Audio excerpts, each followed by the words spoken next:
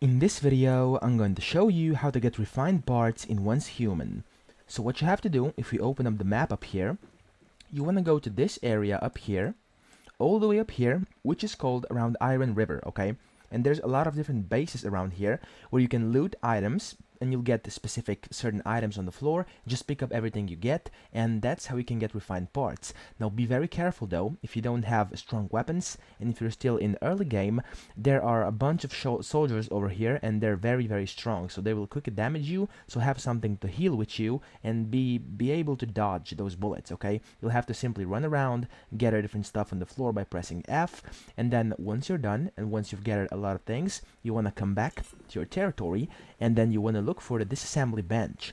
You then want to access the disassembly bench by pressing the F key on your keyboard, and then in here, as you can see, I'm gonna click select all. I was just there and looted. You can see refined parts over here, okay? I have 14 of these, so things over here in my inventory drop refined parts. So that's pretty much it. That's how you get refined parts in Once Human. I hope this video helped you out, and if it did, please subscribe to this channel and help me out as well.